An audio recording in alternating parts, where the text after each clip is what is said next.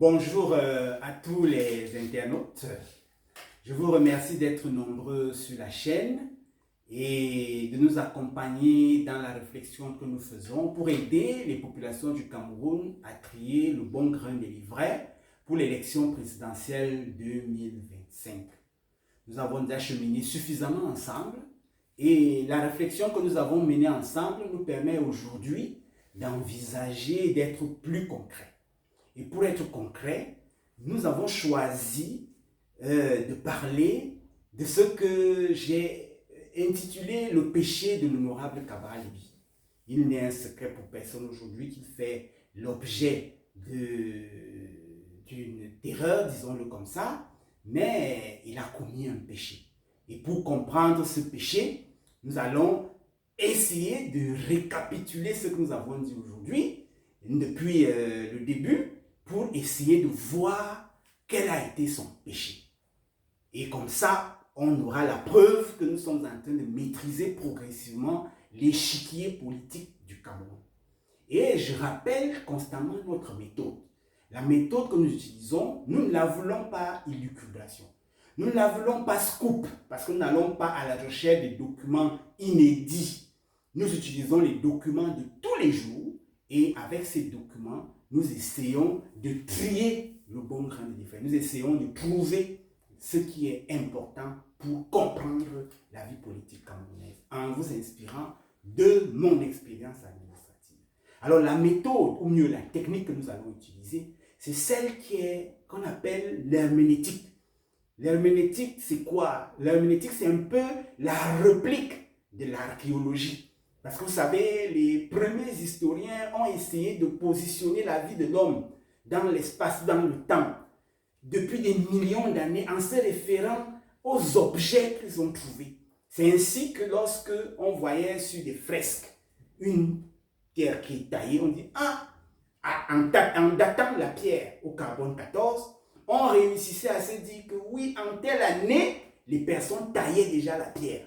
Si sur des fresques, on trouve des images d'une femme qui porte un enfant sur le dos, on peut déjà dire que en cette année-là, les femmes portaient les enfants sur le dos, ou tout au moins savaient qu'on porte les enfants sur le dos. Donc, l'herméneutique ne va pas s'intéresser aux objets d'art, mais va s'intéresser aux textes, les écrits. À partir des écrits, on peut savoir quel était le contexte exact, quels étaient les faits. Et l'herméneutique s'applique bien au droit. Et ça, je m'en voudrais de faire croire, de donner l'impression que c'est une invention de moi-même. L'herméneutique est une invention de moi-même. Non, l'herméneutique n'est pas une invention de moi-même. L'herméneutique dans le droit, non, ce n'est pas une invention de moi-même. Je l'ai hérité de certaines personnes que j'ai rencontrées, des personnes très travailleuses dans l'administration. Et je m'en voudrais, et c'est une façon pour moi de leur rendre hommage, de raconter un peu comment j'ai rencontré ces personnes. C'est par là que je commence aujourd'hui. J'ai rencontré, par exemple, la première personne, c'est M. Zibinsou et tout ça. Il était magistrat, il est magistrat, et je l'ai rencontré lorsqu'il était secrétaire général du ministère des Affaires sociales. Alors je le rencontre fortuitement. C'est-à-dire que je sors de l'École nationale d'administration et de magistrature dans la fin des années 97. Dans la fin des années 90, donc en 97-99, je sors de l'École nationale d'administration et de magistrature. Et comme maintenant, quand on sort de l'école, on a quelques mois à n'avoir pas de poste, on est affecté à la DAG. Et à la DAG, là-bas, on s'assoit, on papote. Et quand on n'a rien à faire, on se met au parking, on bavarde. Alors un jour, le directeur des affaires générales de DAG, M. Mvogo Bikele, il sort, il nous trouve en pleine cour avec 9 de mes camarades. Nous étions en train, c'est nous qui avons été affectés à son service à la DAG du ministère des Affaires sociales. Alors, il me pointe du doigt et il me dit, accompagne-moi, accompagne-moi, tout court. Je ne sais pas où on va, tout naïf que j'étais, je cours, je m'en vais dans la voiture. Il manque un temps d'arrêt, il me dit, vous êtes prêt? Je dis, oui, je suis prêt. Il me dit, allons-y, on est parti. Et il était convoqué, il était invité à une réunion à l'École nationale d'administration et de magistrature, justement. Après la réunion a duré 3 heures de temps. Nous sommes repartis dans sa voiture. Il m'a ramené au ministère. Et en nous séparant, il me dit, allez me faire un compte rendu, vous me le déposez dans mon bureau le lendemain. Je suis allé, j'ai fait le compte rendu. Quand j'arrive dans son bureau, il dépose le compte rendu. Un jour après, il lit le compte rendu et il m'appelle. Il me dit vraiment c'est merveilleux. C'est merveilleux parce que j'ai tendu un piège. Quand un patron t'appelle, tu viens avec un calepin pour prendre les notes.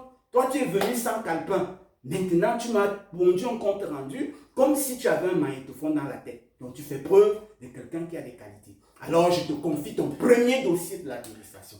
Et ce premier dossier, c'était le dossier du CAO de Bépanda, le Centre d'accueil et d'orientation de Bépanda. Le ministère des Affaires sociales et le ministère de l'Éducation nationale de l'époque se disputaient la tutelle du CAO de Bépanda. Il m'a donné ce dossier à réseau. J'ai traité le dossier pendant 2 jours et puis après 2 jours, j'ai fait remonter le dossier. Et le DAG, il a visé le dossier, il l'a trouvé bon et l'a envoyé au secrétaire général.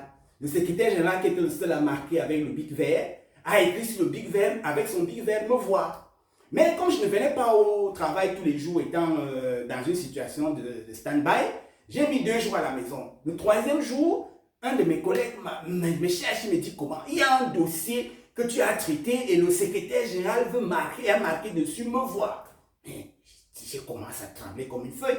Ce n'est pas le chef de service qui m'appelle, ce n'est pas le sous-directeur qui m'appelle, ce n'est pas le directeur même qui m'appelle, c'est le secrétaire général qui m'appelle. Mais je tremblais. Et quand j'arrive au bureau le lendemain, j'ai un grand frère qui était chef de service du personnel, M. Akwandi, qui me dit, ben, écoute, il fallait me voir avec ton dossier avant, pourquoi tu allais donner directement, mais je sais qu'il te convoque pour toi. Allez, va subir ce que tu dois subir. Alors je prends le dossier, je vais rencontrer le secrétaire général, je trouve donc M. Ziboussou et tout ça. Je tremble comme une feuille, il me dit, asseyez-vous monsieur. Quand je m'assois, il me dit, depuis que je suis dans ce ministère, c'est la première fois que je vois une note cohérente. Alors je vais corriger cette note avec toi pour que tu sois... Et c'est là qu'il me dit, de façon historique, on classe les textes parce que les textes vous aident à comprendre une situation. Voilà comment j'intègre la notion de la valeur historique, de la rédaction du texte. Tel que le texte est écrit, il révèle la situation et les faits tels qu'ils se sont déroulés. Les textes arrêtés, décrets et tout le reste. Ça, c'était M. Ziboussou et tout ça. Le deuxième, et l'un des plus importants, c'est M. Eboulé Tsanga Patrick. M. Eboulé Tsanga Patrick, quand je suis obligé d'arriver au ministère de la fonction publique, je suis au contentieux. M. Eboulé Tsanga est mon patron. Pour qu'une note passe, nous passons un mois pour que ma note passe. Et c'était difficile. Mais M. Eboulé, pour étudier une note, pour faire passer un problème, il fallait étudier la note de façon historique. Chaque événement, il faut prendre les textes depuis le début pour comprendre comment les textes ont évolué pour réussir à statuer sur la situation de l'agent public. Son bureau était plein de vieux textes parce qu'il regardait les textes qui n'étaient plus en vigueur, il comparait les textes pour comprendre la situation. Voilà comment j'intègre la notion de la valeur du texte. Et c'est pour ça que lorsque je décide de faire moi-même la recherche, c'est la méthode que je choisis d'utiliser. Et c'est elle que j'ai utilisée pour que nous arrivions aujourd'hui à penser qu'on peut faire l'échiquier politique du Cameroun. Et le texte que j'ai utilisé, c'est la Constitution. Je suis souvent amusé de voir que les professeurs agrégés de droit, quand ils sont sur les plateaux de télévision au Cameroun, ils récitent les articles de droit comme les élèves de première année. Article 15 disait que, article 1 disait que. Mais je m'attendais à ce qu'ils me rappellent ces grands que j'ai rencontrés. Mais je suis parfois déçu parce que lorsqu'on interroge la Constitution, on comprend beaucoup de choses, on arrive à se poser beaucoup de questions. Je me suis d'abord rendu compte qu'il n'y a que 2 constitutions au Cameroun. Il y a la Constitution de 59 et la Constitution 72. Il y a le statut en 57, mais il n'y a eu que 2 constitutions. Le reste, c'est les révisions, les modifications, les adaptations. Il n'y a que 2 constitutions. Et j'ai remarqué une chose, c'est que la Constitution de 72, dans son préambule, donne l'impression que le Cameroun commence à exister en 72, en la comparant à la Constitution de 59. La Constitution 72, c'est elle qui vient dire, dans son préambule, que les populations du Cameroun, les peuples camerounais, dans leur diversité culturelle et linguistique, décide de former une nation? Première question. Ce n'est pas en 72 qu'on décide de former une nation. Pourquoi les peuples décident de former une nation? Alors je rentre regarder à celle de 59.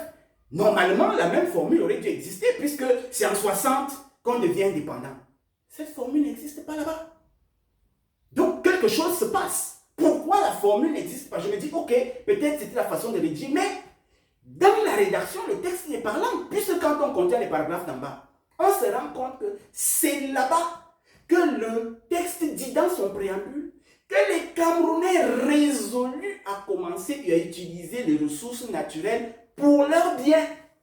Ah, est-ce que ça veut dire qu'avant, on n'utilisait pas les ressources naturelles pour le bien de tous? Deuxième question. Troisième question, c'est dans le préambule de 72 que dit que le Cameroun affirme son droit au développement. Est-ce qu'avant, il n'y avait pas de droit au développement? Et enfin, les Camerounais, dans leur volonté de consacrer des efforts à réaliser le développement et l'utilisation des ressources, je dis, mais attendez, il y a un problème. Et sur le champ, un autre élément apparaît. Pourquoi tous les pays fêtent la fête nationale correspond à la date d'indépendance? Mais pour nous, la fête nationale, c'est le 20 mai. Et le 20 mai nous rappelle quoi? On dit la fête de l'unité, 72. Est-ce à dire que c'est en fait en 72 que nous prenons notre indépendance?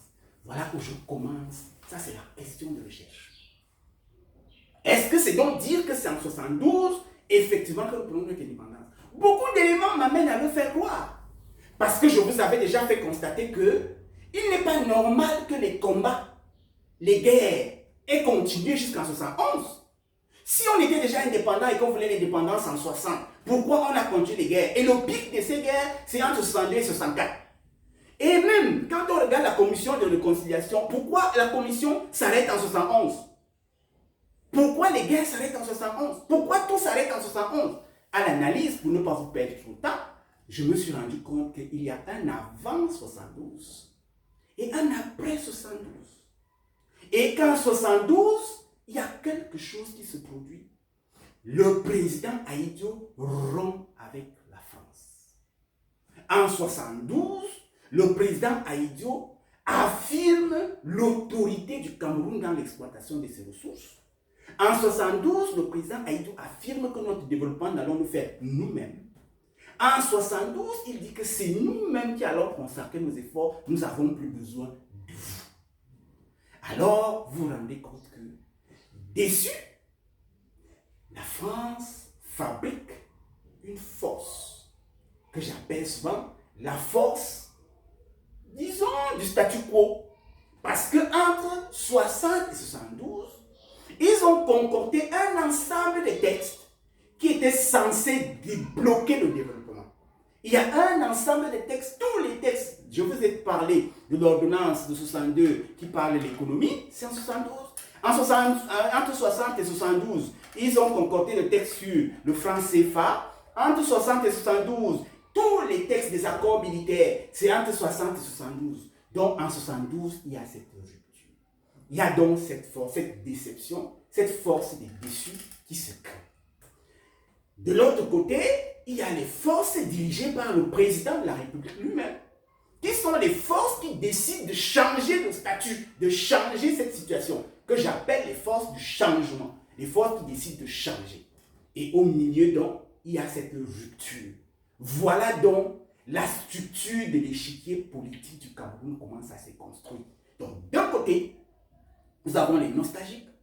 D'un côté, nous avons les pro-colonisation, ou alors, disons, les conservateurs, pour être plus fin, disons, de ce côté, nous avons les conservateurs, et de l'autre côté, nous avons les progressistes. Et tous, la barrière, c'est 72, avec les trois enjeux. Le premier enjeu, c'est l'utilisation des ressources naturelles pour le pays. Le deuxième enjeu, c'est le droit au développement. Le troisième enjeu, c'est de mettre tous les efforts à la recherche du développement. Vous pouvez vous douter que ça ne va pas se passer comme ça. La force qu'il faut déplacer ne va pas rester tranquille. Et voilà tout le combat. Et le combat, il se déroule en trois phases. La première phase, elle était, si on n'a pas compris, c'était dans les programmes scolaires et dans les bourses. Systématiquement, tous les brillants camerounais avaient des bourses pour l'étranger. Cette phase, je l'ai appelée la phase de la fabrication de la masse critique, la constitution de la masse critique. Ça veut dire qu'il fallait créer des Camerounais pour qui ce qui est en Occident est l'idéal. Parce que s'il faut revenir, il faut faire croire aux Camerounais que le vrai développement, c'est ce qui se passe en Occident. Et c'est pour ça que pour rire, je dis souvent qu'au Cameroun aujourd'hui, quand vous regardez la table à manger d'un Camerounais, il n'y a rien de Camerounais. Le petit déjeuner a le riz, le petit déjeuner a le pain, le camembert, le fromage, le lait, rien n'est camerounais sur la table d'un Camerounais. Quand un Camerounais parle, il veut rouler comme un blanc. Quand un Camerounais veut montrer qu'il est instruit, il cite les blancs. Quand un Camerounais, même à la messe, quand on veut montrer qu'on est très pieux, on chante en latin. Donc, on a la pire des choses, c'est que les photos que les gens montrent, c'est les photos sous l'hiver, la période la plus dure. Mais c'est la référence pour le Camerounais. Nous sommes dans un pays où l'écart de température, les écarts de température n'excèdent pas 3 degrés. Quand c'est trop, c'est 4-5 degrés. Mais nous admirons un continent où les écarts de température, c'est 40 degrés. Ils partent de 30 degrés parfois, jusqu'à moins 15 degrés parfois. Mais c'est là-bas l'idéal. C'est là-bas la recherche. C'est-à-dire qu'ils ont d'abord travaillé le mental. Chaque fois que j'essaye de parler comme ça, on trouve que j'élucubre, je suis dans l'espace. Oh, moi, je m'appuie sur les textes. Et on trouve que première étape, c'était ça, l'application de la masse critique, et ils l'ont réussi. Ils ont réussi aujourd'hui parce que l'autre jour, je faisais une revue où on parlait des tenues traditionnelles de mariage. Par pays, on passe les tenues traditionnelles, on passe les tenues traditionnelles. Quand on arrive au Cameroun, où était la tenue traditionnelle de mariage? Il n'y a plus de tenue traditionnelle de mariage. On voyait quelqu'un en veste. C'est la tenue traditionnelle de mariage là-bas. Donc, en réalité, tout est à terre. Et on passe donc à la deuxième étape. Quand ils ont fini de cloisonner l'esprit, ils avaient suffisamment de personnes. Ces personnes qui ont été formées à l'école occidentale sont entrées dans l'administration. Eux, ils avaient en tête de détruire tous ceux qui ont l'esprit 72. En France, c'est 68. Nous, ici, c'est 72. C'est l'esprit 72. Tous ceux qui avaient pour objectif l'esprit 72 sont passés détruits. Parce que j'ai remarqué quelque chose de curieux. Première personne qui a craqué, qu'on a éliminé, c'est le père même de 72. On l'a chassé, le président de la République. C'est lui le premier à avoir craqué. Le deuxième à avoir craqué, c'est tous les fonctionnaires qui réfléchissent 72, qui veulent le changement, qui veulent le développement du pays. On casse la carrière, on les met en prison. Est-ce que vous vous rendez compte que 90% des personnels, des personnes qui sont dans la prison centrale de Conakry sont des fonctionnaires. Ils sont des fonctionnaires. C'était la deuxième étape, balayer l'administration de tout ce qui est esprit de 72. Et ainsi donc, ils sont arrivés à la troisième étape parce qu'à l'heure actuelle, pour l'élection de 2025, nous sommes dans la troisième étape. La troisième étape consiste à ramener les textes d'avant 72, à nous remettre au statut d'avant 72. Qu'est-ce qui se passe? Ceux qui sont restés dans l'administration, puisqu'on a dégagé l'administration de l'esprit 72, ceux qui sont restés dans l'administration sont essentiellement ceux de l'esprit avant 72. Ceux qui sont de l'esprit avant 72, eux-mêmes sabotent, retardent et font l'inertie. Ça, c'est la première chose qu'ils font. Ils bloquent, ils retardent, ils font des choses pour que les réformes n'avancent pas. La deuxième étape, c'est qu'ils se rassurent que tous les secteurs marchent mal, que tous les secteurs ont des mauvais résultats. Et ils le font savoir. soit dans les discours, eux-mêmes se plaignent des mauvais résultats de tous les secteurs. Et maintenant, ils fabriquent une opposition, ils fabriquent une société civile qui a pour objectif de dire tout haut les mauvais résultats et susciter le changement. Parce que quand on va changer, ce sera pour changer les règles qui doivent changer 72. Ce sera pour changer ce qui s'est produit après 72. Je reprends pour qu'on comprenne bien cet endroit.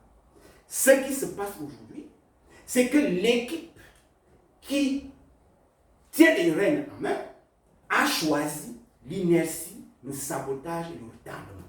Les méthodes de résistance reconnues, les méthodes reconnues pour la résistance. Pendant que eux, ils assurent ces méthodes, tous les secteurs sont dans l'échec. Tous les secteurs de la République, même si on va où il n'y a accès, même le football où les Camerounais, des fois, il n'y a même plus rien. Et maintenant, ils fabriquent, ça c'est la deuxième étape, les résultats sont mauvais. Ils fabriquent donc une opposition. Et l'opposition a pour rôle, ils instrumentalisent l'opposition et la société civile, qui a pour rôle de crier très fort les mauvais résultats. Avec pour interdiction d'attaquer le refus de mettre en œuvre les réformes. Ils ont pour rôle le refus d'attaquer, interdit, ça c'est la ligne rouge, interdit d'attaquer le refus de la mise en œuvre des réformes. Alors c'est cette ligne rouge que M. Cabral Libby a franchie. M. Cabral Libby s'est intéressé au CIGPES. M. Cabral Libby a fait un bon papier, une belle vidéo pour montrer que le ministère de la fonction publique a saboté CIGPES. Vous vous rappelez qu'il était interdit à l'opposition qui existe d'aller s'occuper du sabotage. Il devait juste être capable de dire oui, il n'y a pas des intégrations, oui, les intégrations sont en retard, oui, ceci, oui, cela, pour susciter, à la limite même, demander des choses qui font qu'on change le statut actuel. Parce qu'il faut revenir à l'ancien statut. Cabral Libby a donc franchi cette chose qu'il ne fallait pas franchir. Et il a tellement été naïf qu'il ne s'est pas rendu compte qu'il attaquait là un domaine très sensible. En bon juriste qu'il est, il aurait dû d'abord se demander pourquoi est-ce que le statut général de la fonction publique est un décret. Aussi bien dans la Constitution de 72 que dans celle de 96. Ce qui relève, le droit et la législation du travail relèvent du domaine de la loi. C'est pour ça que le Code du travail, c'est une loi. Pourquoi est-ce que le statut général de la fonction publique, lui, il est resté un décret? Pourquoi? Alors, moi, je vais lui dire pourquoi. Parce que quand le président Ahidjo s'est rendu compte en 72 qu'il avait rompu avec la France, il a complètement perdu confiance à l'administration et aux conseillers français. Il a fait le tour de l'Europe à la recherche des Camerounais qui avaient des connaissances, qui avaient un bagage pour pouvoir venir diriger l'administration camerounaise. Et il a réussi à les dénicher. Ça, ce n'est pas de la vue de l'esprit. Parce que quand j'étais chef de celui de la coordination des structures chargées de la gestion des carrières au Cameroun, c'est moi qui gérais les requêtes. Et j'ai reçu une dizaine de requêtes de ces personnels parce que quand le président était allé les convaincre, il leur a dit, je vais tout faire pour que vous ayez la même rémunération. Vous irez à la retraite au même âge et puis votre retraite sera calculée comme si vous étiez en Europe. Ils ont eu cette promesse du président de la République. Malheureusement, ça n'avait pas fait l'objet d'un texte. Alors, quand ils sont revenus, lorsqu'ils ont atteint 55 ans, on les a envoyés à la retraite.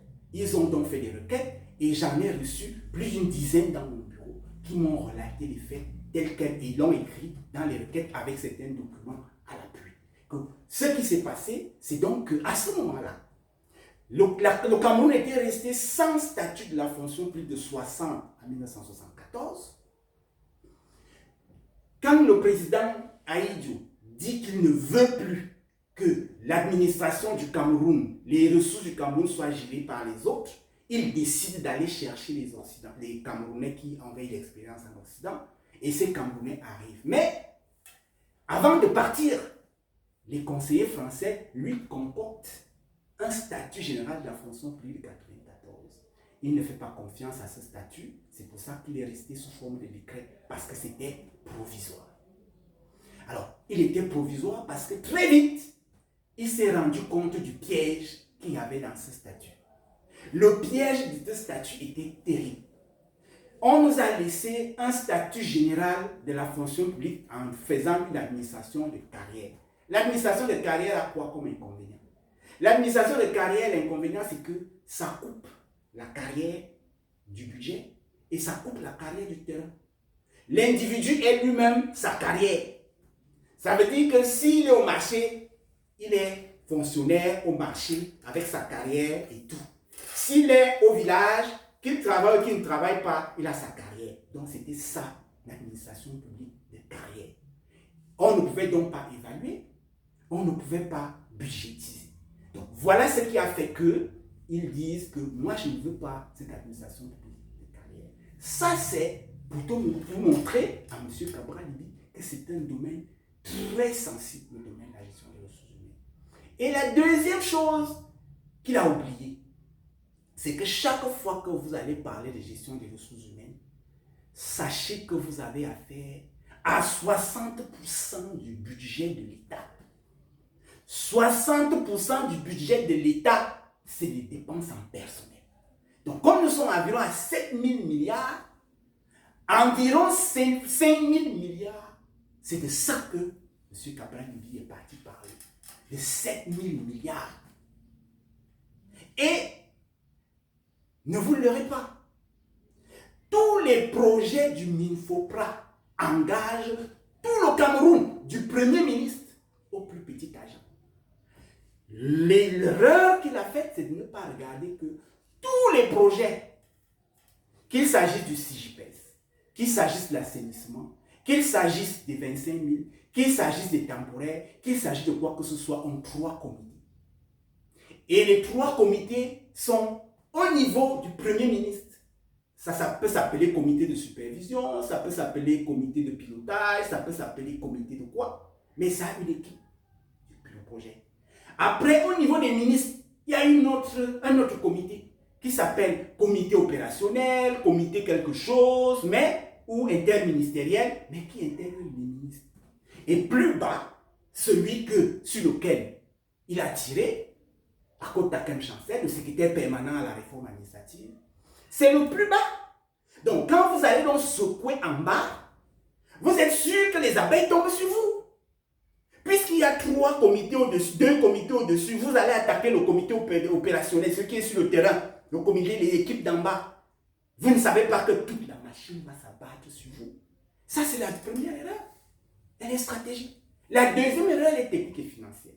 Vous ne vous êtes pas rendu compte que c'est le siège de toute la mafia. Est-ce que vous savez que dans la dépense publique, il y a ce qu'on appelle l'autorisation d'engagement des crédits de paiement. L'autorisation d'engagement, c'est quoi? C'est que lorsque l'État s'engage à financer une infrastructure, un produit, l'État se dit, bon, je vais construire un pont. Je vais le construire, je m'engage à le construire pendant 3 ans. C'est ce qu'on appelle l'autorisation d'engagement. Maintenant, pendant ces 3 ans, je vais donner tant chaque année, c'est ça qu'on appelle le crédit de paiement. Ça, c'est pour la planification. Ça permet à l'objet de programmer. Ça permet de programmer la dépense. Alors, il y a 3 procédures de dépenses. Et les 2 procédures spéciales, c'est pour le personnel. Les procédures simples de dépenses à 4 étapes. L'étape de l'engagement, l'étape de la liquidation, l'étape de l'ordonnancement et l'étape du paiement. L'ordonnancement et le paiement, c'est important. Parce que c'est l'ordonnancement qui permet de savoir si ce qu'on fait, si ce qu'on paye a été fait. Mais les dépenses en personnel, en matière de munitions et de carburant, par exemple, n'ont pas besoin d'ordonnancement. C'est les seules dépenses qu'on fait dans l'administration sans ordonnancement. Donc on ne vérifie pas. Quand vous allez en mission, on ne vérifie pas si vous allez en mission ou pas. Vous apportez votre démission, on vous paye. On vous donne le carburant, savoir, on ne peut pas savoir si vous avez utilisé le carburant ou pas.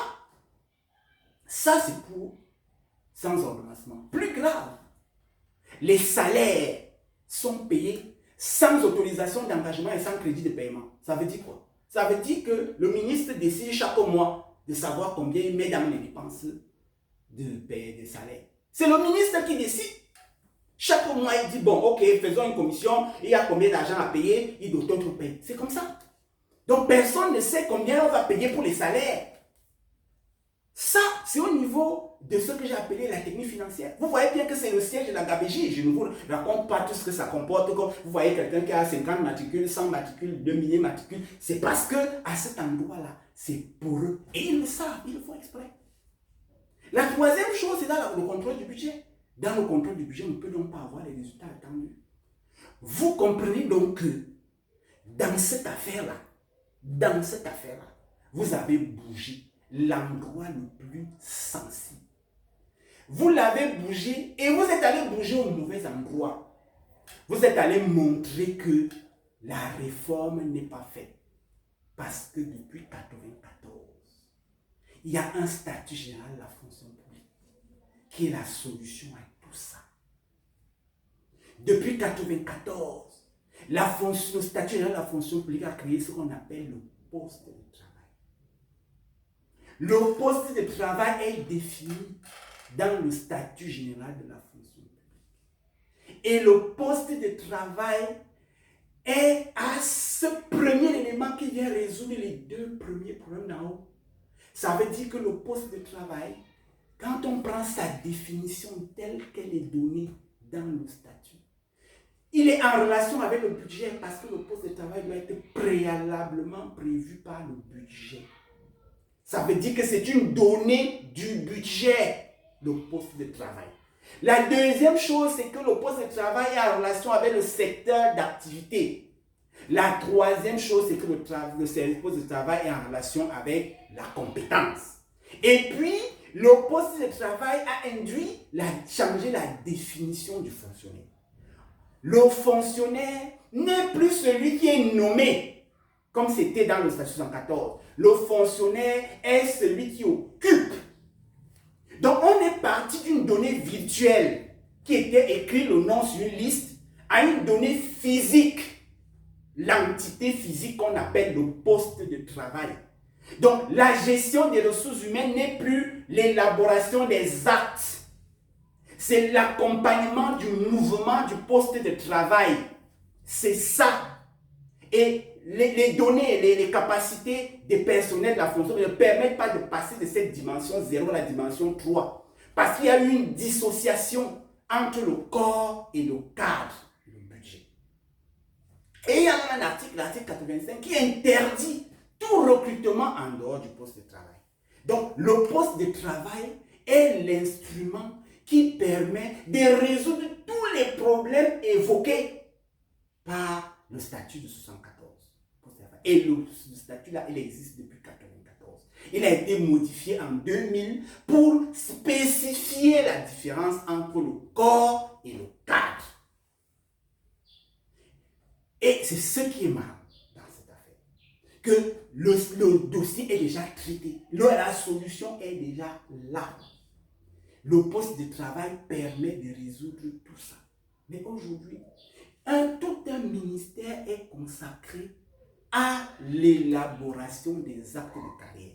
J'ai écrit tout un livre sur l'acte de carrière. Je l'ai appelé le cheval de Troie du système de gestion des ressources humaines de l'État. Où est-ce que c'est écrit dans le statut général de la fonction publique que pour être intégré à la fonction publique, il faut un acte? Où est-ce que c'est écrit l'acte de carrière? Ça n'existe plus. Et pour finir, si je vous dis que le mouvement OTS est un mouvement instrumentalisé, vous n'allez pas me croire. Revenez au schéma que j'ai fait, vous allez comprendre que le mouvement OTS est un mouvement instrumentalisé dans le schéma de l'échiquier politique camerounais que j'ai dessiné. Le mouvement OTS ne peut pas revendiquer les éléments du statut de 94. Moi, j'ai écrit au responsable OTS pour lui dire que vous revendiquez ce qui n'est plus autorisé. L'article 9.2 du statut général de la fonction publique ne prévoit plus les corps. Le corps de l'enseignement secondaire n'existe plus. On va faire le statut particulier de quoi? Puisque l'article 9.2 définit ce qu'on appelle le statut. Le statut, c'est qu'on prend les postes de travail, on les classe par A, B, C, D. C'est ça le statut maintenant. Ah, j'ai cherché l'article 9.2 du statut 94. Je lui ai écrit pour lui dire ça. Que leur revendication n'est plus conforme au texte en vigueur. Ce qu'ils doivent demander, c'est que l'indice solde corresponde à l'indice carrière. Point. Et qu'ils ne revendiquent pas l'intégration parce que l'intégration n'existe plus. On ne nomme plus les gens à les corps, dans les corps. Non. Et la dernière chose, c'est que ce n'est plus l'individu qui porte son matricule. C'est le poste de travail qui porte le matricule. Donc, tout ce que OTS demande, c'est ce qui existait avant. Et je leur ai écrit, on ne peut pas dire qu'ils ne savent pas. Tout ce que le mouvement OTS, on a trop supporté, demande, c'est ce qui concerne le statut de 94, de 74. Le statut de 74. Le statut qu'on nous a laissé pour qu'on ne se développe pas. Je leur ai dit, allez lire le statut de 94. Rien de ce que vous demandez n'est demandé en 94. L'acte d'intégration des dispositifs de poste de travail doit être préalablement prévu par le budget. Le poste de travail, on y est. Et ce qui est important à savoir, c'est que le décret de 2001, signé par le Premier ministre, vient préciser que quand on prend un poste de travail, on signe avec son patron un document en début de chaque année où vous définissez vos objectifs. On vous donne des moyens pour atteindre cet objectif. Et ce document est signé des deux. Et si le document n'est pas signé, c'est une faute disciplinaire du patron. C'est comme ça avec le statut de 94. Chaque poste de travail est une ligne budgétaire. Aucun retard. Et ce qui est important, c'est que le poste de travail n'est plus permanent. Si vous n'êtes pas performant, si votre travail ne rapporte plus rien à l'État, on supprime le poste de travail. Vous n'êtes plus fonctionnaire permanent. Vous êtes fonctionnaire quand vous êtes capable de tenir un poste de travail qui rapporte à l'État. Ça, c'était le développement du 72 prévu par les personnes du 72. C'est l'esprit 72. Et cet esprit 72 fait peur. Il fait peur parce qu'il annule le recrutement fantoche. On ne peut plus recruter quelqu'un qui n'a pas les compétences. Parce que vous vous engagez à réaliser des résultats. On ne peut plus faire la corruption pour entrer dans un poste de travail. Parce qu'il faut le comprendre. Il faut écrire le poste de travail. Il faut être capable de définir le poste de travail. Il faut être capable de décomposer dans ces 3 dimensions. Ce n'est plus qu'on réussit en concours, on est écrit un nom, on est assis à la maison, on est inspecteur des affaires sociales, on est conseiller d'orientation, on est professeur de lycée. Non, c'est plus comme ça. Voilà le statut de 94. Lisons-le. Et c'est ça le malheur. Et OTS vient revendiquer les choses d'avant. Les choses qui ont causé tous les problèmes que je viens de citer. Toute la gabegie que je viens de citer, c'est prévu par 74. Et OTS demande qu'on ramène là. Ça veut dire que s'il faut répondre aux revendications d'OTS, il faut qu'on rentre au statut 114. Vous avez vu le plan? Le plan, il est clair. C'est-à-dire qu'il y a des gens qui ont bloqué le changement. Ils ont tout fait pour que ça aille mal. Et c'est ce que je crois l'autre avait appelé le coup d'état scientifique. Ils font tout pour que ça aille mal. Ils fabriquent une opposition et une société civile qui revendique les choses à corps et à cri, que vraiment ça va mal, ça va mal, ça va mal. Et quand il faudra répondre aux sollicitations de cette population, on va rentrer à 72, avant 72. Donc voilà un peu l'erreur commise par l'honorable Cabral. Et c'est pour ça qu'il ne doit pas être étonné. Il a bougé toutes les abeilles. Toutes les abeilles. Et ça m'a permis d'opérationnaliser, de vous montrer comment on peut opérationnaliser le schéma de l'échiquier politique camerounais que nous avons dessiné à la base de l'herméneutique, à la base de l'analyse des constitutions, parce que, s'il faut résumer, nous avons compris qu'il y a deux forces, une force conservatrice et une force progressiste. Et toutes les forces battent autour de l'esprit 72. Et l'esprit 72, c'est l'esprit qui affirme le Cameroun a droit au développement, qu'il faut développer le Cameroun. Alors, cet échiquier politique a donc cette structure à deux forces. Et dans chacune des forces, on a le régime, la société civile et l'opposition. Le régime, la société civile et l'opposition. Ça, c'était au départ. Première étape, on a fait la masse critique. Deuxième étape, on a balayé l'équipe d'en face. Nous sommes à la troisième étape. La troisième étape maintenant, c'est le retour avant. Et on a divisé le monde, le Rota camerounais en trois. Il y a ceux qui sont en train de retarder, qui agissent par le sabotage, le retard et l'inertie. Ceux qui sont là pour amplifier les résultats, qui sont mauvais. Et une équipe qui est là pour créer les résultats pour qu'on rentre au statu quo d'avant. Voilà le schéma de l'échiquier politique du Cameroun. Et M. Cabral, lui, en a payé les frais. Et je vous ai expliqué le cas du statut général de la fonction publique.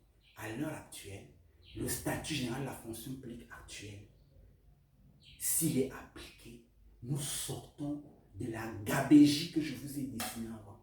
Cette gabégie de la gestion financière. 60 milliards. Vous-même imaginez que quelqu'un ne peut pas faire son budget. Il ne connaît pas l'étendue de 60 milliards de personnes. Vous êtes dans votre maison. Vous ne savez pas combien d'enfants vous avez, vous ne savez pas combien de femmes vous avez, vous ne savez pas combien de personnes sont dans votre maison, vous ne savez pas qui va dans telle école. Vous voulez faire le budget de votre école. Ça veut dire que si on ne maîtrise pas les effectifs, le budget il est faux. Donc depuis des années, nous fonctionnons avec un faux budget. Et le Cameroun a dépensé d'énormes sommes d'argent pour pouvoir donner le nombre effectif. Nous avons commencé à Antilope. Après Antilope, nous sommes passés à l'assainissement qui est devenu une opération permanente. Après Antilope, nous voilà maintenant dans Copé. Donc, c'est ce que j'avais à dire aujourd'hui. Ça a été très long, mais le jeu en valait la chandelle. Merci beaucoup et à la prochaine.